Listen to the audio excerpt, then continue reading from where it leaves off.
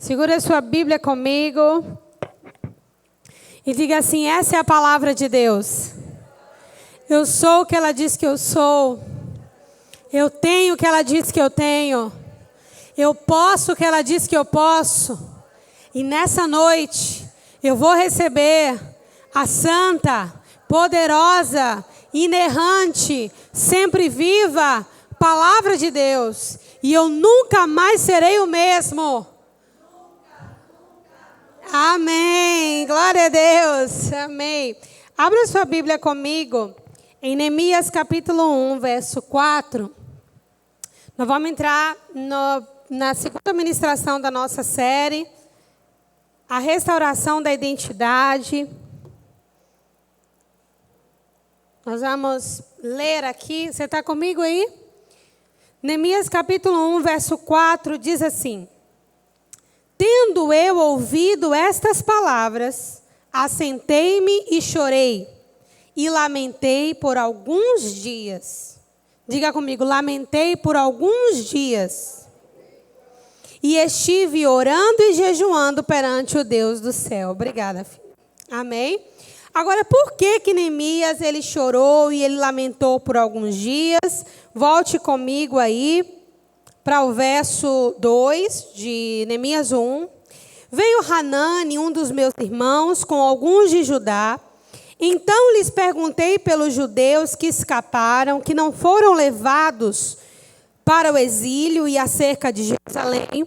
E disseram-me: os restantes que não foram levados para o exílio se acham lá na província e estão em grande miséria e desprezo. Os muros de Jerusalém estão derrubados e as suas portas queimadas. Foi por isso que nós lemos o verso 4. Tendo eu ouvido essas palavras, assentei-me e chorei e lamentei por alguns dias e estive jejuando e orando perante o Deus dos céus. Vamos orar, gente? Pai, muito obrigada, Senhor, pela Tua palavra.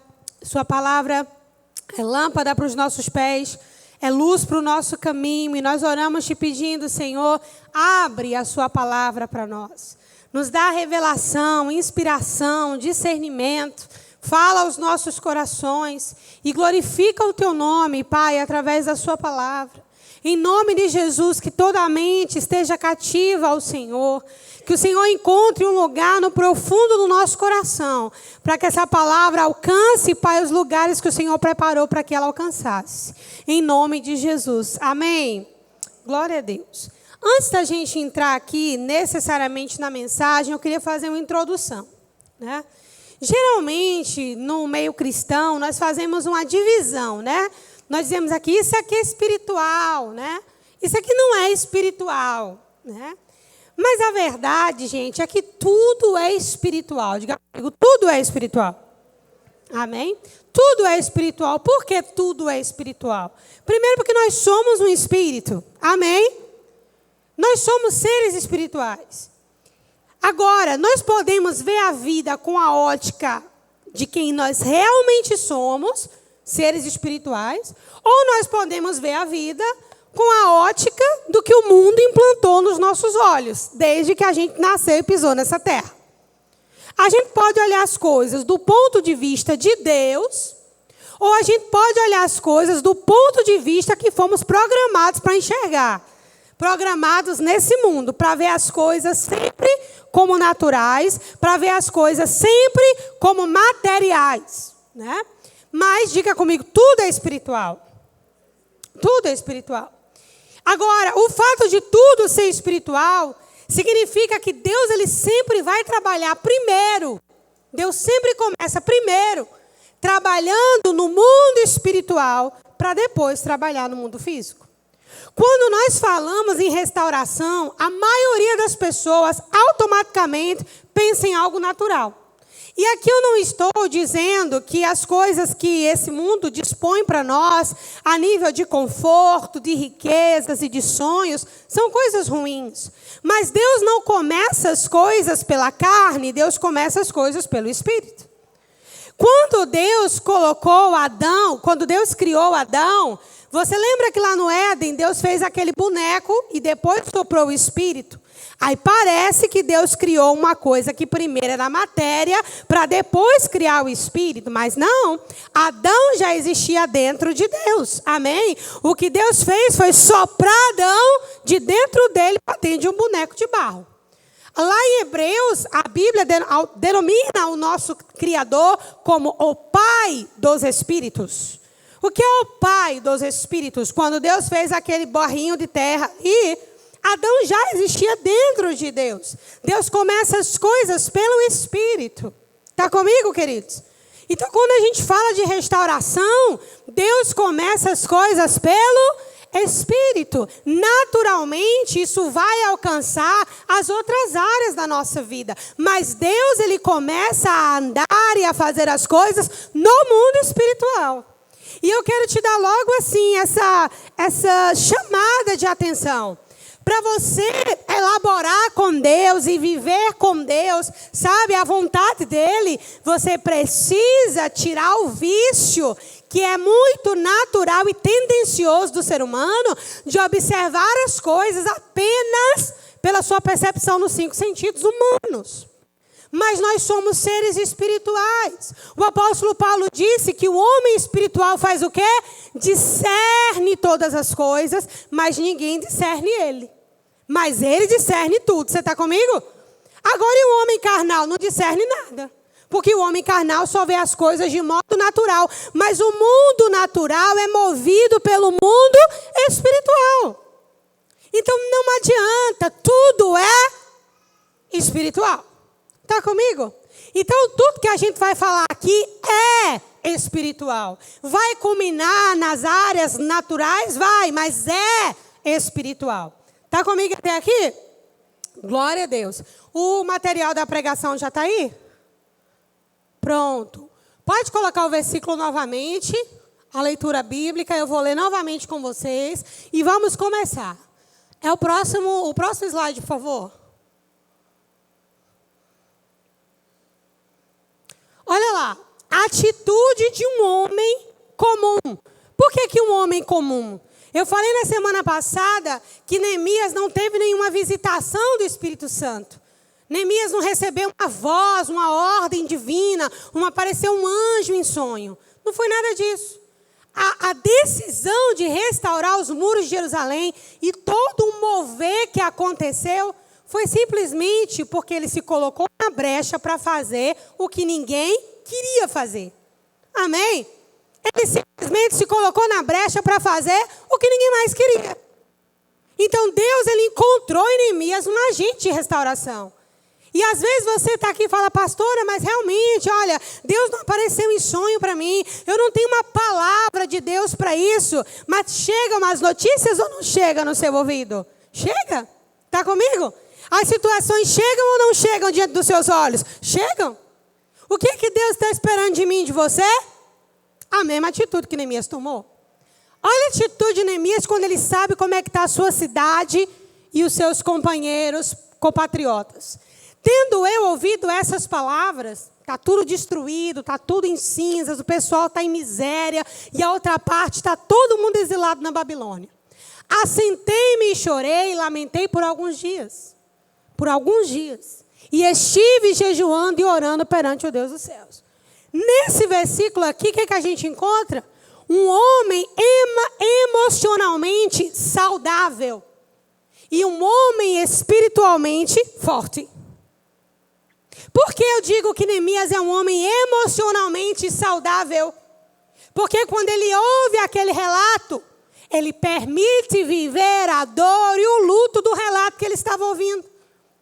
Hoje eu escuto assim, por aí, né? Algum irmão está passando por uma notícia triste, uma situação difícil, lá vai o outro e diz, não chora não, né? Olha, Deus está contigo, olha, não fica assim não. Irmão, os processos de tristeza e de luto são necessários. O nosso corpo, Deus programou para ser assim. Você não deve se entregar à tristeza, mas deve vivê-la. Não se ignora fatos. Como que você vai restaurar algo pelo qual você não está sofrendo? Você está comigo? Como que você vai ser um canal na mão de Deus para restaurar algo que você apenas simplesmente não se importa, ou dá diagnósticos, ou terceiriza a situação? Sofra. Sabe por que muitos na nossa família não foram salvos ainda? Porque muitos de nós não pararam para pensar como será a vida deles no inferno e não choramos o suficiente. Então a nossa abordagem, uma abordagem religiosa e fria. Por quê? Porque não chora. Não chora. Parece que isso é popular na música gospel. Não chora, não chora, não chora. Pois eu lhe digo, chore. Bem-aventurados os que choram, pois eles serão consolados. Como você vai receber consolo se você não chora? Você só ignora. Choro não é ausência de vida no espírito. Choro é sinal de saúde emocional. E uma coisa não está desassociada da outra. Você está comigo? Amém? Pode passar aí por gentileza. Neemias era um homem saudável emocionalmente. Ou seja, ele não colocou a sua fé antes das suas emoções no momento errado. Existem momentos que você vai colocar a sua fé antes das suas emoções. Mas existem momentos que você vai colocar as suas emoções antes da sua fé. E aqui a gente tem um equilíbrio. Tem um equilíbrio. Você recebeu uma notícia que te abalou, uma notícia triste, sinta dor. Antes de ressuscitar Lázaro, Jesus chorou.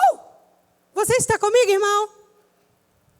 Tem momentos que a fé vai vir antes da emoção, mas existem momentos que a emoção é necessária. Até para reorganizar internamente a sua alma. Tudo é espiritual, mas é carnal. Não ceder à tristeza por algum momento, porque isso soa menos espiritual. Você está comigo? Não ignore os fatos. Se você quer ser um agente de restauração na mão de Deus, chore. Olhe para a sua situação, meu amigo, e chore. Você precisa ter motivos para agradecer. Todos nós temos, amém? Mas acredito que todos nós temos motivos pelos quais devemos chorar.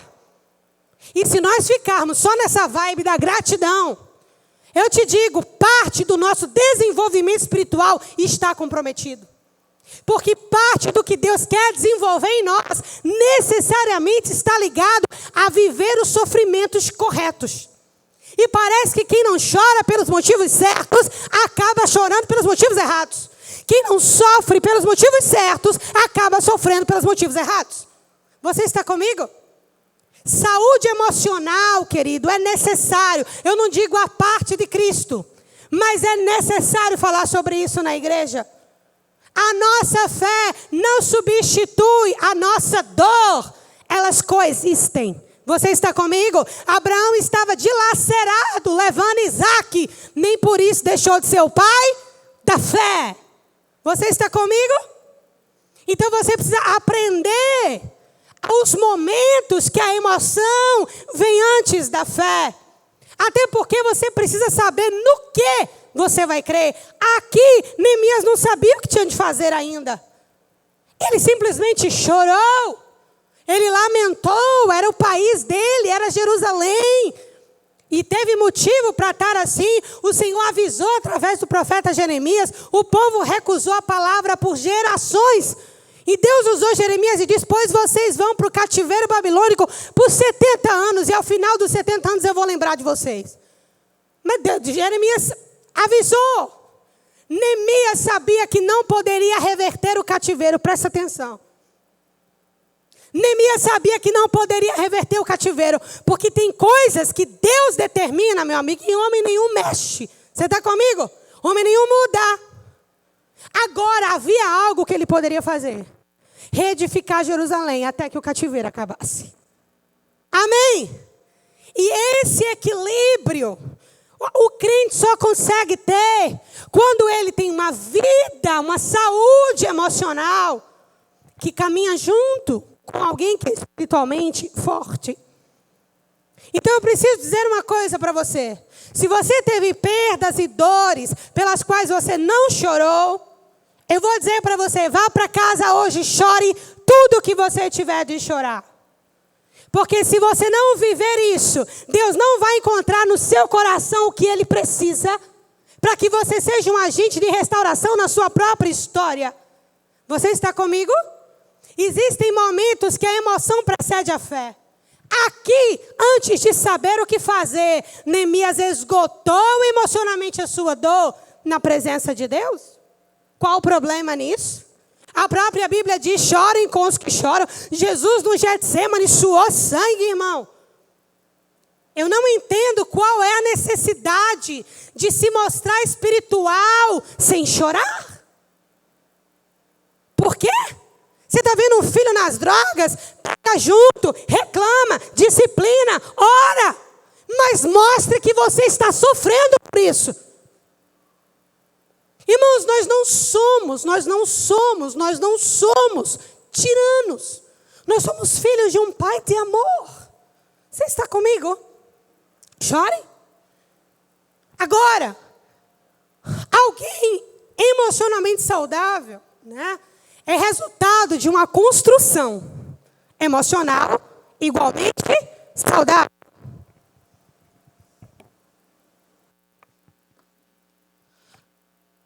Alguém que é emocionalmente saudável é resultado de uma construção emocionalmente saudável. Aí você vai dizer, pastora, mas minha vida não foi nada emocionalmente saudável. Como que hoje eu vou saber se eu sou saudável ou não? Vamos tirar a prova dos 9? Olha só. Dois indicativos, assim, muito fortes da saúde emocional de alguém. E ainda que você não se enquadre nisso, Deus está disposto a trabalhar com você para que você venha se enquadrar. Amém?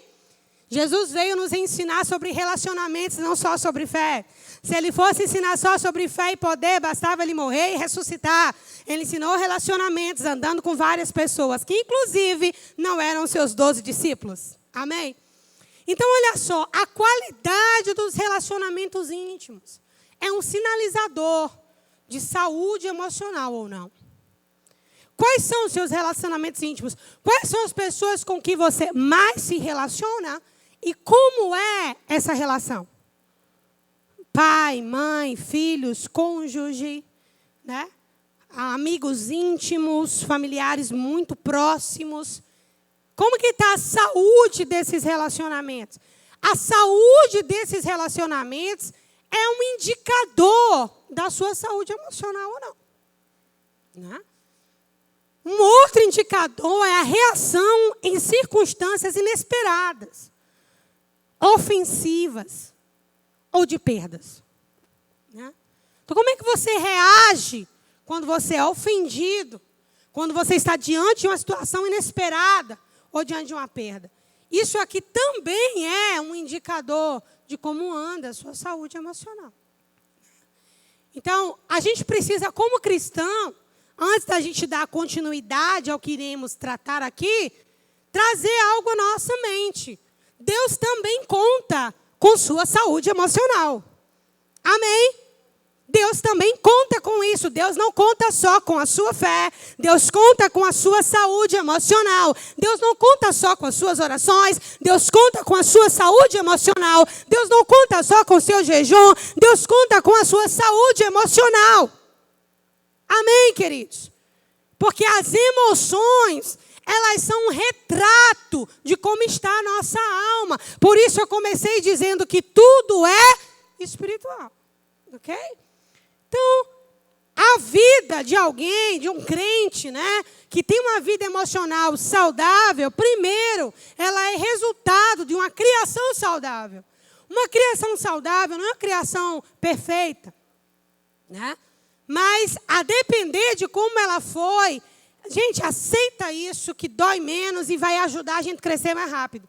A depender de como ela foi, muitos reflexos vão acompanhar a nossa vida por anos e anos e anos e anos, até que você puxe isso para a razão e enxergue que está falando de você.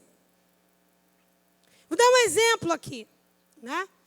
Uma criança pequena, sei lá, seus 3, 4 aninhos, né? Que a pessoa diz, deixa chorando sozinho. Né? Uma hora cansa. Isso é birra. Isso é aquilo outro. Né? E a criança está lidando sozinha com aquela emoção que ela não sabe nem o que fazer com aquela emoção. 3, 4 aninhos, um exemplo aqui. Ela para de chorar porque ela cansou. Ela vai se distrair com outra coisa porque ela é criança. Mas aquela emoção não saiu, aquela emoção está lá. E por quantas e quantas vezes isso se repetir, eu estou falando de um adulto que vai ignorar o que sente. Um adulto que não vai ser sensível. Um adulto que não vai fazer com o outro aquilo que ele gostaria que tivesse sido feito com ele. Vou dar um exemplo para vocês aqui. Ontem o Miguelzinho, da Renata e do André estava lá em casa. O pequenininho. E aí ele brincou com as crianças e tal. Daqui a pouco ele veio para o meu colo. E Miguel ele ficou muito agitado. Ele queria brincar com a terra. E Renata e André não deixaram ele brincar com a terra. Então eu também não ia deixar. Nós fechamos a porta. E ficamos na sala. E ele foi começando a ficar cada vez mais irado. Aquela coisinha fofa que estava aqui na frente há minutos atrás. Irmãos, eu não sou mãe. Não podia fazer nada ali. Não estava nem Renata nem André. Né? Eu não podia confundir as coisas. Gente, Miquel, eu aproveitei para pregar para os meus filhos. Eu sabia que se tratava de uma birra. Eu sabia. Mas ele teve toda a assistência emocional para a birra dele. No meu colo. Ele girou, ele se jogou. Ele subiu aqui com os 2 pezinhos em mim, chegou aqui, deu um mortal. É. Mas tudo, tia pastora está aqui, está tudo bem. Uns 30, 35 minutos ele fazendo isso aqui. É diferente deixar a criança no chão esperneando sozinha. E ela está no meu colo. Você está entendendo a diferença? Ele sabia que estava sendo assistido. A diferença é que eu não ia deixar ele se lambuzar na terra, porque os pais não deixavam. Está comigo? Irmãos, e foi ali, aí Iago, Luísa, Yasmin, vai para aqui, vai para lá. Mamãe, eu digo, vai passar. Vai passar, titia ama. Titia ama, glória a Deus, tal. Daqui a pouco ele deitou aqui a cabecinha. Dormiu. Não gritei, não bati, não larguei estribuchando no chão sozinho. O que é isso aqui? Você acha realmente que Miguel conseguiria pensar, os meus pais não deixam ir para a terra, então eu não irei? Você realmente acha que ele vai elaborar isso? É claro que não. Assistência emocional. Né? Então, muita gente cresceu sem nenhum tipo de assistência emocional. Quando você disser não ao seu filho, deixa ele chorar, estribuchar, espernear, se jogar no chão e fazer o que quiser. Mas mostre que você está com medo. Só não mude a opinião. Amém? Não mude a opinião. Mas mostre. Chora. Não tem aquela música da Cassiane? Se chorar, chora nos pés do Senhor. Pronto. Chora nos seus pés. Amanhã ele vai te agradecer por isso. Agora não larga o menino estribuchando sozinho lá. Ou mete a mão porque está chorando. Você está entendendo o que eu estou falando? Agora falar de uma criança como eu e Miguelzinho, né? Todo mundo sofre. Mas talvez eu esteja falando a história de muita gente aqui. Que não foi só nos 3, 4, 5 aninhos. Foi durante muito tempo. E não foi só por birra, foi por necessidade. Meus filhos não gostam que eu dê exemplo deles, mas eu não vou entrar em detalhes. Mas ontem eu sentei com Yasmin para colocar ela para dormir e falei, mamãe, isso aqui aconteceu com você? Não, mamãe. Falei, a hora que acontecer, você chama a mamãe. Porque eu preciso te explicar isso. Ela olhou assim para mim, por quê, mamãe? Eu digo, porque eu preciso te ensinar. Né? O que eu estou fazendo? Quando algumas mudanças acontecerem com ela não vai estar sozinha para lidar com aquelas mudanças. Quantas mulheres menstruaram na escola, se sentiram humilhadas, envergonhadas por uma coisa que é natural do corpo humano? Você está entendendo o que eu estou falando? Porque não foram orientadas, não foram instruídas, não foram abraçadas. Eu estou dando exemplos que estão me vindo na cabeça do meu dia a dia com os meus filhos. Mas puxa os seus daí, do seu HD. Amém? Circunstâncias que a criança se vê sozinha. não sabe o que fazer, mas aquela emoção fica lá. Aquela emoção fica lá. Então, amados, hoje nós temos às vezes um povo cheio de fé, mas é emocionalmente fraco. Aí você entende os perrengues na igreja. Quando alguém pisa no pé do outro, poxa, foi só um pisãozinho, não era nada demais. Mas vira um caso de polícia. Porque não estamos tratando do pisãozinho no pé, estamos tratando de uma vida. Só que o pisãozinho no pé é a parte que dá para a gente ver. Você está comigo? Então, queridos, vamos hoje equilibrar as coisas. Quando falamos de restauração, estamos falando de duas realidades simultâneas que coexistem e precisam corroborar para o mesmo propósito. Saúde emocional e espiritualmente forte. Amém. Eu não vou ler todos os textos, mas, por exemplo, Efésios 4, né? O Paulo está ensinando, ele diz, olha, pais, não provoquem a ira aos vossos filhos. Né? O que seria pai provoque a ira aos vossos filhos? Vamos lembrar aí, será que seu pai provocou a ira em você em algum momento? Pensa aí. Não pensa no seu filho agora não, eu estou falando com adultos, pensa você. Quais momentos você teve ira do seu pai? Ira. Sabia que havia um versículo na Bíblia que talvez o seu pai não conhecesse? Mas está escrito lá, pais, não provoquem a ira dos seus filhos. Está comigo? Ira. A Bíblia manda corrigir. E não manda corrigir por causa da lei da palmadinha não, hein? A Bíblia diz, fustiga o menino com vara, nem por isso morrerá e tu livrarás uma alma do inferno. A Bíblia não é a favor só do diálogo positivo, não. É o diálogo positivo e a repreensão no nível necessário. Não estou falando sobre esse tipo de correção. Estou falando sobre ira. Você viu seu pai destratar sua mãe, em algum momento aquilo subiu uma ira dentro de você. Eu tive poucos aconselhamentos com homens, pouquíssimos. Geralmente ou tocavam comigo, ou era algum adolescente da igreja. Mas um especial me lembra até hoje, ele falou, eu vou crescer. Eu vou ficar mais forte e eu vou quebrar meu pai no murro. O dia que ele levantar a mão para minha mãe. Irá. Pequenininho ele não podia fazer nada. Você está comigo?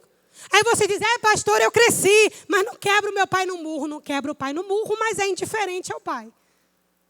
Está comigo? Não quebra o pai no murro porque é crente, tem um temor a Deus no coração, mas é indiferente.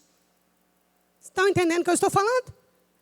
Pastor, e como é que a gente resolve isso em Deus? Deus está interessado em lidar com suas emoções, querido. Deus é um Deus triuno. Deus lida com o espírito, alma e corpo tranquilamente. Deus não sabe só fazer o mar se abrir. Deus não sabe só ressuscitar mortos. Deus sabe consertar a alma. Mesmo porque Ele é o Criador da alma. Você está comigo? Então vamos lá, né? Êxodo, né? Lá no 20, quando a lei dos 10 mandamentos, quando ele diz, honra o teu pai e tua mãe para que te vá bem e prolongues os teus dias na terra que o Senhor Deus te dá. Qual era a terra? Canaã. Amém? Eles teriam inimigos para enfrentar? Teriam inimigos para enfrentar. A longevidade daquele povo, daquela juventude, dependeria da qualidade da honra que eles atribuiriam aos pais. Os pais foi que viram muita coisa. Você está comigo? Os pais conhecem a história. Os meninos nasceram no deserto, com bode andando. Os pais conheciam, os mais velhos conheciam. É claro que aqui nós temos um princípio guardado, né? A honra aos pais, eu não concordo que seja uma promessa, né?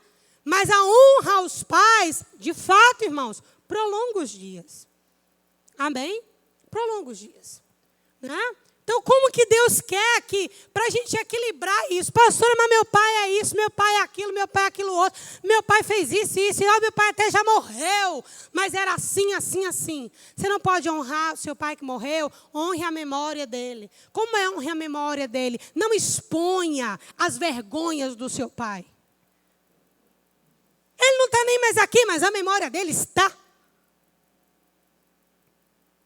Vou abrir um outro exemplo de família. Minha mãe também não gosta, não, mas é só um parênteses. Meu avô, né, tá com 96, 5, 6, 96. E no ano passado, meu avô começou a ter uns lapsos de memória. Né? E, irmãos, um determinado momento, não era por mal, porque eu sei o quanto minha família ama meu avô, não era por mal, mas surgiu uma brincadeira na mesa. E quando surgiu a brincadeira na mesa, irmão, eu enchei. E quando eu encho, o meu rosto fica difícil de disfarçar. Sabe aquele peixe baiacu? Entendeu? Eu não sei brigar, mas na hora eu encho. Eu saí, chamei minha mãe no quarto e falei assim, mãe, lembra de Cã? Cã, filho de Noé? Noé estava bêbado, lembra de Cã? Foi expor a nudez do pai para os outros irmãos. Meu avô agora pode não estar com o seu juízo perfeito, mas o tempo que ele esteve com o juízo perfeito, ele andou na presença de Deus. Não admita brincadeiras com meu avô. Foi ou não foi, mãezinha? Honra a memória. E olha que meu avô está vivo. Honre a memória. Não importa, irmão, o que seu pai tenha feito. Honre a memória. E se ele está vivo, honre-o. Para muita gente, honra é o único jeito de Deus tratar orgulho, por exemplo. Obedece. Escuta a palavra e obedece. E você vai ver sua alma começar a equalizar. E ir para um lugar que mesmo que a tua família não tenha favorecido esse desenvolvimento emocional saudável, a palavra de Deus, com relação às instruções do Senhor, ela vai nivelando e você vai se equilibrando. Está comigo, irmão? Provérbios 22, 4. Ensina um menino no caminho em que ele deve andar. E quando for velho, jamais se desviará dele. Aí tem aquele grupo que aparece na igreja. E quantos filhos de crente estão desviados? Irmão, isso não é o resto do versículo. Amém? Esse não é o resto do versículo. Ensina ao menino no caminho. É porque dificilmente as coisas que são gravadas na primeira infância serão apagadas. Dificilmente. Pelo contrário, ali está o padrão em cima do qual você vai desenvolver toda a sua vida. Então, ensina ao menino desde bem cedo. Comece a colocar a palavra e esteja no caminho. Não é que ele não vai se desviar amanhã, mas vai ser muito mais difícil isso acontecer. Por quê? Porque informações estão gravadas lá. Poxa, gente, a gente aceita isso com relação à comida. Né? Eu sempre tive dificuldade de comer salada. Irmão, hoje eu sofro. Lá em casa tinha uma irmã que nos ajudava, a irmã Zezéu, ela foi minha babá por muito tempo. E ela, para fazer eu comer a salada, ela fazia de tudo, não era, mãe? De tudo, irmão. Até um bolinho com negócio e a salada lá dentro, assim, debaixo dos panos, para eu comer a salada. Irmão, hoje eu vejo as pessoas comendo salada, eu acho tão linda. Eu como assim na educação, mas por dentro, cadê Zezé com meu bolinho aqui e a salada escondida? Só que agora eu tenho 36 anos, né? Se a gente aceita isso com relação a paladar, está comigo? Se a gente aceita isso com relação a gosto, a paladar, por que não aceitar que há informações na sua alma que hoje ainda influenciam o seu comportamento? Está comigo? Então ensina ao menino. A gente estava assistindo uma série ontem, né? Iago, eu digo que ele tem alguns cérebros, porque eu não sei o que acontece com ele. Ele está lá desenhando, lá no outro negócio, eu estou assistindo uma coisa aqui. Estava lá com as meninas, ele falou assim, mãe, está vendo aí? Isso aí é romantização do adultério. Aí as meninas, não é não, ele não é casado com ela, isso era uma série. Isso é a romantização do adultério. Aí, de fato, eu entendi o que ele quis dizer, mas na série eles não eram casados, em minha defesa.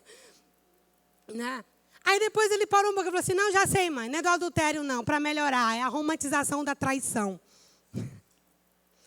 Porque era um casal que queria ficar junto, mas o cara descobriu que a ex dele estava grávida. Eles não estavam casados. Mas percebe como está gravado? Percebe como está gravado? Como a cena era bonita, a menina loirinha com o cara numa montanha. Ele pegou. Mãe, isso aí é romantização do adultério. Né? Porque está gravado. Isso nunca vai sair dele. Está comigo? Nunca vai sair dele. Então, esse ensino ao menino é porque fica lá. Agora, tu acha que é só a palavra de Deus que fica lá, é? Teu pai te arrastava para o bar com 3 anos de idade. Você acha que isso não fica lá? Você via a sua casa pegando fogo nos Paranauê lá. E você acha que isso não fica lá? É só a palavra que fica? Claro que não. Tudo fica lá. Diga comigo, tudo fica lá. Vamos chegar em Romanos 12:2, mas até lá eu preciso puxar algumas coisas de vocês. Estão comigo, irmãos? Isaías 49:15. Pode, por acaso, uma mãe se esquecer do filho que ainda mama? Pode ela se esquecer do fruto do seu ventre? Pois ainda que essa se esquecesse, todavia eu, Senhor, não me esquecerei de ti. O que é isso aqui? Diga comigo, Deus entrando na brecha de pais que falharam. Diga, porque Deus sabia que pais falhariam. Amém? Deus sabia que pais falhariam. Eu sei, irmãos, que é difícil falar algumas coisas. E acredite, eu poderia estar pregando outras. Mas realmente eu entendo que esse é o tempo de falarmos dessas coisas. Amém?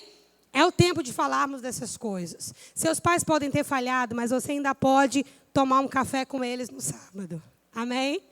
Seus pais podem ter falhado com você, mas você ainda pode dar um presente no Dia dos Pais, uma ligação, um versículo, um ato de carinho e de importância. Amém, queridos? Honra os teus pais. Está comigo? Aí, para terminar, né? Salmo 27:10. Ainda que os meus pais me abandonem, o Senhor não me abandonará. Né? Por quê? Porque pais podem abandonar. Não é o perfeito, mas pode ser. Deus se antecipa dizendo, ainda que eles abandonem, eu não abandono você. Porque Deus sabia que pais poderiam abandonar. Estão comigo, irmãos? Glória a Deus. Então, quando falta essa nutrição emocional adequada, a gente geralmente vê uma inclinação de resolver tudo pela fé, né? Mas é uma fé vazia. Por quê? Porque não foi precedida, às vezes, pelo luto necessário, pela dor necessária, pelo sofrimento necessário. O que esse choro de Neemias está falando aqui? O choro de Neemias aqui está dizendo, rapaz, é a cidade de Davi. É a cidade que Deus prometeu, de onde sairia glória para todas as nações da terra. É o meu povo, é a casa do meu pai. Vocês estão entendendo o que eu estou falando? Ele está se identificando. Irmãos, ele era copeiro do rei. Para ele não estava acontecendo nada de ruim, mas ele se identificou. E quando a gente entra nessa identificação, você dá um passo importante numa área cristã desprezada chamada sacerdócio.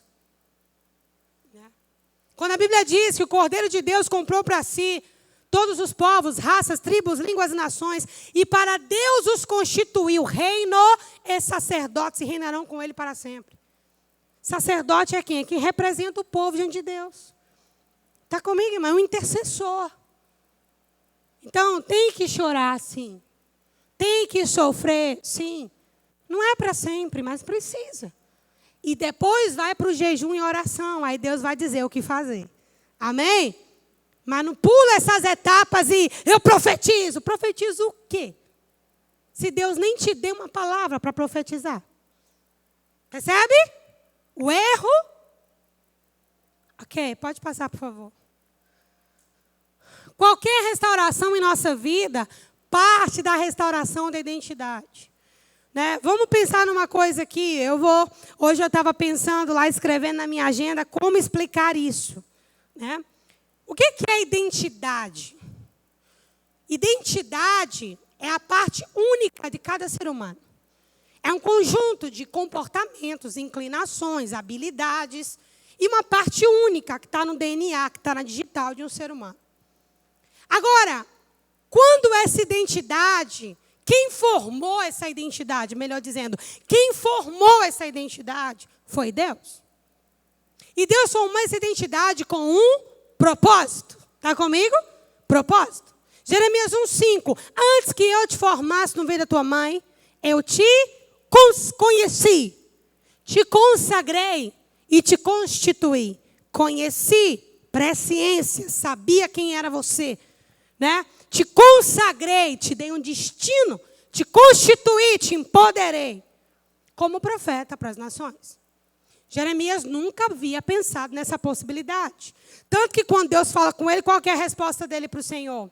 Eu não passo de uma criança. Isso nunca havia passado na cabeça de Jeremias. Agora, pensa comigo, como é que não passa na nossa cabeça o que Deus nos chamou para ser, se nós viemos de Deus para fazer o que temos que fazer? Compreende o que eu estou falando? Como que não passa na nossa cabeça, como não passou na cabeça de Jeremias, o que ele tinha que fazer, sendo que a primeira informação dele é essa: eu te conheci, eu te consagrei, eu te constituí, eu sei quem você é porque eu formei você, eu consagrei, eu dei a você um destino, eu te constituí, eu te empoderei para fazer. Mas Jeremias responde: eu não passo de uma criança. Isso significa que entre o nascimento de Jeremias e aquela ocasião, alguma coisa ou várias coisas aconteceram para que Jeremias não se lembrasse de quem ele era. Está comigo? Para que ele perdesse o sentido, a noção do que Deus o chamou para ser e fazer. O que Deus tem para nós está guardado dentro de nós, não está na boca de ninguém, irmão. Você vai perceber claramente nas suas habilidades, você vai perceber nas suas afinidades, você vai perceber no modo como você vê as coisas. Deus plantou em nós uma identidade. Então, a identidade é a forma do bolo, né? Se eu fosse dar essa aula no Kids. E a alma humana é a massa que a gente coloca na forma. Ok? Se eu quero um bolo de coração, eu uso uma forma de coração. Está comigo? Agora, e se a forma é de minhoca? O bolo vai sair em forma de minhoca. Você está comigo? Satanás, que não é besta nem é nada, o que foi que ele entendeu? Se eu quiser destruir o plano de Deus na vida de alguém, quanto mais cedo eu deformar essa identidade, melhor. Se eu deformar a identidade, ele vai se perder do projeto de Deus para ele. Ela vai se perder do projeto de Deus para ela. Já é meio caminho andado. Vocês estão comigo? Pastor, e como que a nossa identidade é deformada? Esses exemplos que eu dei anteriormente e vários que você vivenciou, que eu vivenciei. São maneiras que o nosso adversário tem de manipular a forma, manipula a identidade, porque dessa forma a alma vai seguir o curso da forma, o curso da identidade. É por isso que lá em Romanos, capítulo 12, verso 2, Paulo escreveu: e não vos conformeis. O que é conformar? Ter a mesma forma. E não vos conformeis. Não tome a mesma forma.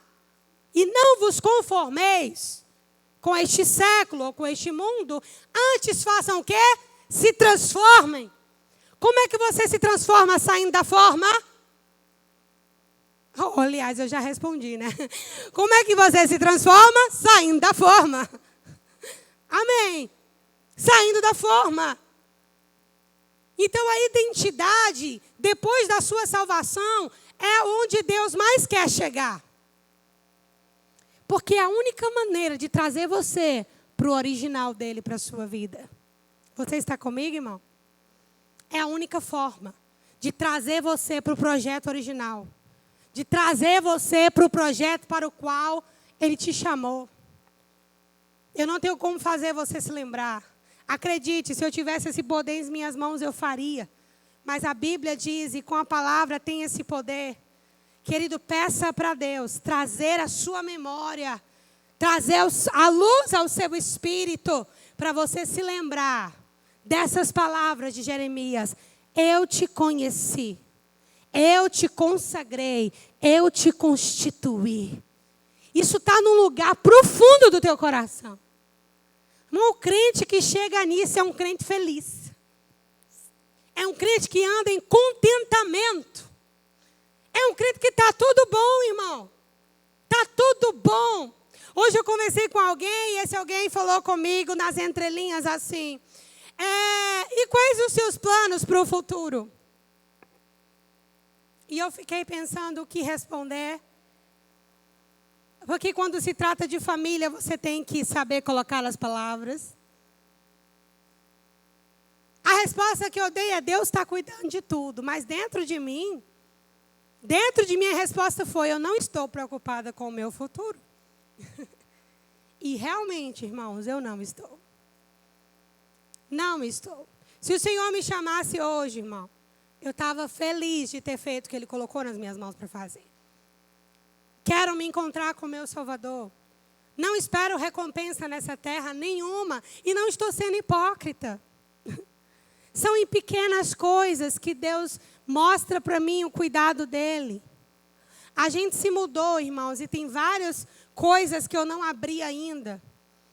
Aí, anteontem, chegando a Luísa lá em casa com um kitzinho de talheres, isso. Um kitzinho de talheres. Estava na minha cabeça comprar os talheres. Não é o valor, é o cuidado. Está comigo? São coisas pequenas. Muito pequenas. Eu olho ao meu redor, eu sento com os meus filhos para estudar. E quando eu vejo a inteligência, o discernimento que Deus colocou na cabeça desses meninos, eu digo: pai, eles vão mais longe do que eu. Glória a Deus. Eles vão mais longe do que eu. Já peguei aqui, Rebeca, Sarinha, peguei Tainá, estou com os adolescentes a partir de agora e já comecei a provocar a mente deles. Domingo eles têm um trabalhinho para apresentar. Porque eu acredito, vão mais longe. Quando você encontra o seu propósito, você encontra a sua origem. Daí você não precisa de mais nada. Por isso que está lá no meu WhatsApp: nada pode preencher um coração que já foi preenchido.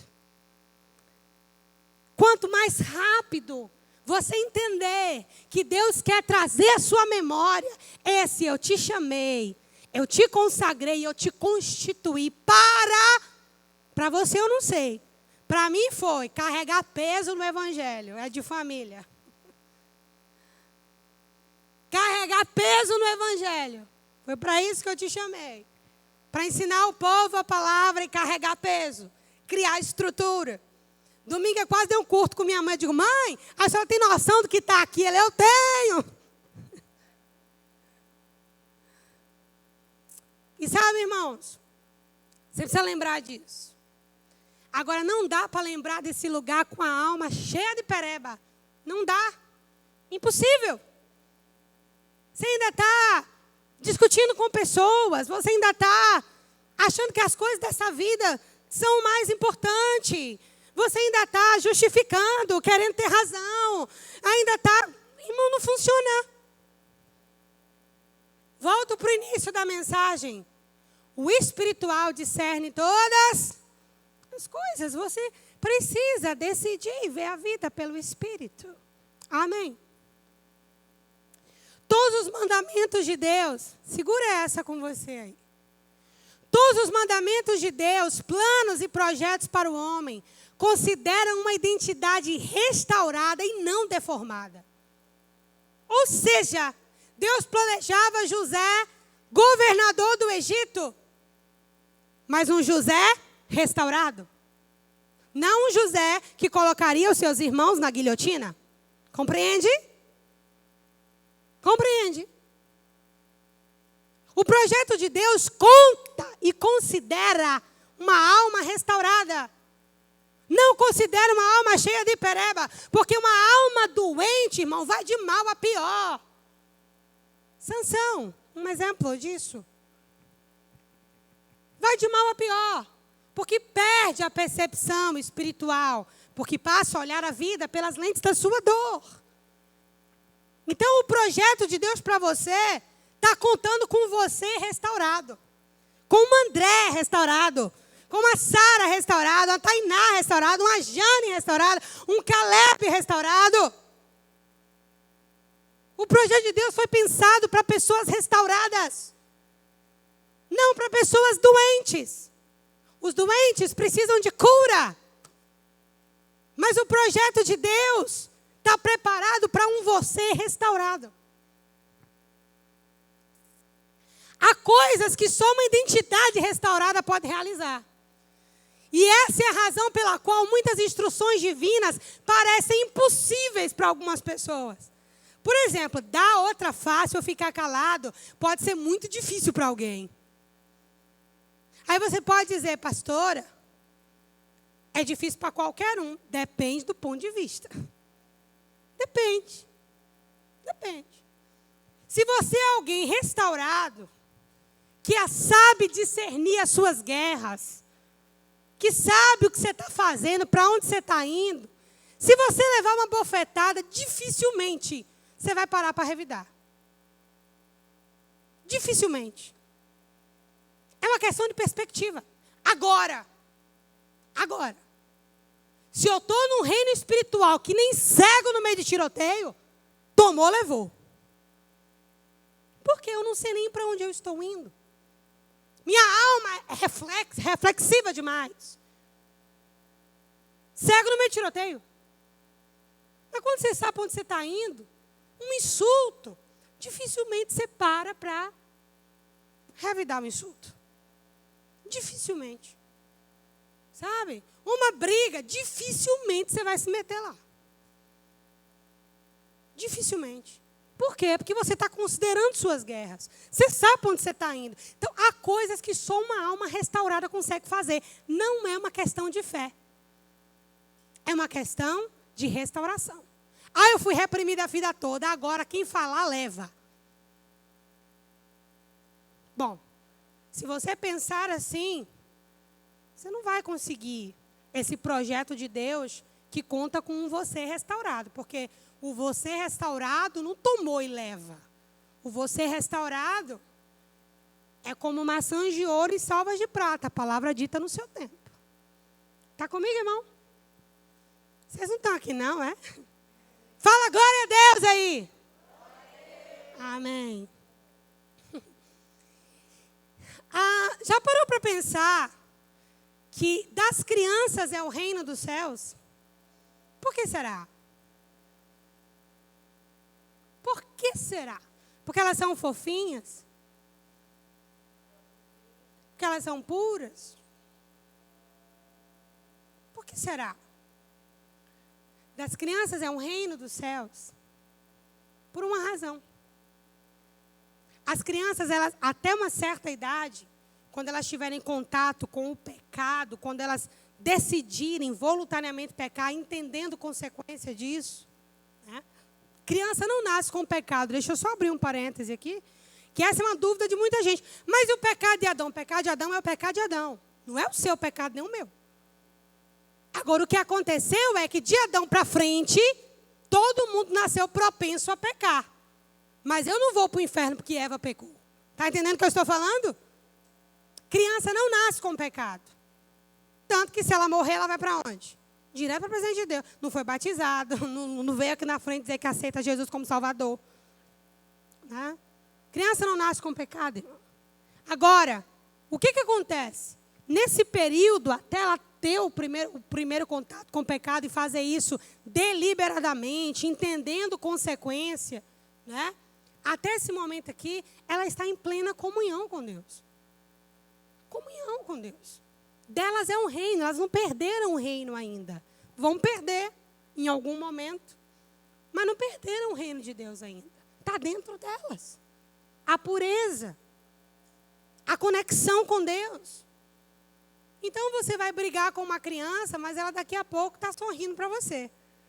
Vou voltar para o exemplozinho de Miguel. Depois de tudo aquilo, quando ele acordou, a primeira coisa que ele fez foi... Ele podia olhar para mim e dizer, sua megera. né? Não me deixou comer terra. Né? Mas ele olhou para mim e sorriu. Está entendendo o que eu estou falando, irmão? Então, muita coisa que talvez você não consiga no reino de Deus, não é porque está faltando oração, não é porque está faltando jejum, não é porque está faltando outras coisas. Talvez o que realmente esteja faltando é tu restaurar essa área da tua vida. Está comigo? Pode passar o próximo, por favor. Faltam mais 5, viu? Estou brincando. Deus nos deu uma estrutura capaz de lidar com qualquer coisa. Repita isso comigo, vá. Diga, Deus me deu uma estrutura capaz de lidar com qualquer coisa. Diga isso de novo. Deus me deu uma estrutura capaz de lidar com qualquer coisa. Eu ouvi isso de Deus há alguns anos atrás, num momento cabeludo da minha história. O próprio Senhor falou comigo, eu te dei uma estrutura capaz de lidar com qualquer coisa. Se lembre de quem você é. Irmãos, e é por isso que Paulo escreveu lá em Filipenses, capítulo 4. Olha, eu posso passar fome como eu posso ter fartura. Eu posso passar frio como eu posso passar calor. Eu posso estar em paz, eu posso estar na guerra. Eu posso o quê? Todas as coisas naquele que me fortalece. Pode parecer que não. Mas nessa noite eu estou aqui para te dizer em nome do Senhor Jesus. Você tem uma estrutura para lidar com qualquer coisa. A mesma estrutura que estava em Paulo está disponível para mim e para você, querido. É uma questão de escolha e perspectiva. Escolha e perspectiva. Quando Paulo está dizendo, eu sei passar fome e sei ter fartura, ele está dizendo, não são as coisas desse mundo que me governam. Eu já fui aprovado nessas etapas. Eu posso todas as coisas naquele que me fortalece.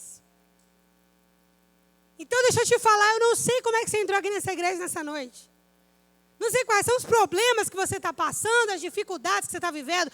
Mas saiba de uma coisa, dentro de você há uma estrutura para lidar com qualquer coisa. Qualquer coisa. Se você deixar Deus restaurar essas áreas, né? De ter que mostrar, ter que responder, ter que provar, ter que justificar. Esse ambiente, né, que tem a ver com a sua história, com o que foi construído em você, irmãos. Se você sepultar isso, é o que Paulo chama de mortificar as obras da carne. Não é só aquelas obras lá de Gálatas sobre o próprio pecado, porque todo pecado tem um pai, é o orgulho. Está comigo? Diga, todo pecado tem um pai, é o orgulho. Então, se você mortificar isso, você vai reviver para Deus de uma maneira gloriosa. E você não vai precisar passar por uma situação, né? Muito crente não sabe passar por situação difícil. Não, eu estou passando essa situação difícil porque é isso ou para aquilo outro. Irmãos, às vezes você só está passando uma situação difícil porque tu tem estrutura para passar. Amém? Porque você tem estrutura para passar. Porque Deus conta com você. Há casos, sim, de semeadura e colheita, há questões que envolvem o mundo espiritual, a questão de falta de prudência, a questão de estarmos num mundo caído. Existem N fatores, mas um que é comum a todos eles é que Deus te dê uma estrutura capaz de lidar com qualquer coisa. Você está comigo? Amém? Agora sim nós vamos terminar. Pode passar. Diga comigo, Deus nos restaura a partir dele mesmo. Agora diga, Deus me restaura a partir dele mesmo. Não de alguém. A plena cura emocional e restauração da identidade acontece quando deixamos a forma do mundo e depositamos a nossa alma na forma certa. Está comigo? Deixamos o formato, saímos da forma do mundo e depositamos a nossa alma na forma certa. Sabe qual que é a forma certa? Diga comigo assim, a estrutura de varão perfeito, à semelhança de Cristo. Diga, na fé e nas obras. Diga, Jesus é a forma. Nele nos movemos e existimos. Jesus é o seu padrão. Jesus é o lugar de você depositar a sua alma. Ele é a forma. Ele é o lugar onde você tem que render a sua alma lá. Aí, querido, não tem diabo nesse mundo que seja capaz de te tirar dessa forma. As minhas ovelhas são minhas, estão nas minhas mãos e ninguém as arrebata. Quem disse isso? O seu Senhor. Ninguém as arrebata. Faça assim com a sua mão. Diga, eu estou nas mãos do meu pastor e ninguém, nem o inferno todinho junto, tem coragem de enfrentar ele para me tocar. Você está comigo? Então você precisa restaurar a sua identidade. É o ponto de partida. Neemias só fez o que fez. Né? Tem Sambalate e Tobias lá, atazanando o juízo dele, criando uma situação, criando outra. Você vê um cara posicionado. Neemias não desce para bater boca. Neemias não faz aliança errada. Neemias continua nos muros. Na hora da batalha é uma pá na mão, uma espada na outra. Posicionado, discernindo suas batalhas. Um homem saudável emocionalmente e espiritualmente forte. Está comigo, irmão?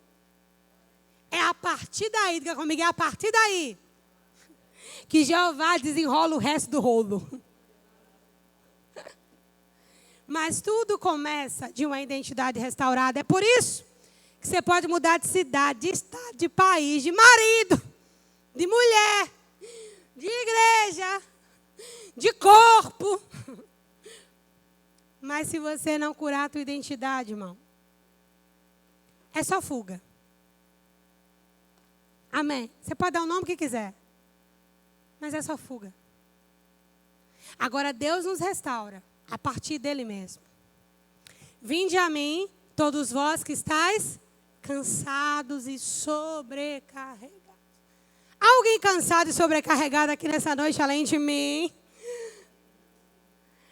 Vinde a mim, todos vós que estáis cansados e sobrecarregados. Olha que maravilha. E eu vos aliviarei. Põe um ombro na mão do seu irmão e fala assim, mas depois, ele te chama, dizendo assim, aprenda de mim, que sou manso e humilde de coração. E aí, você não vai precisar mais de alívio. Você vai achar o descanso para a sua alma. Amém?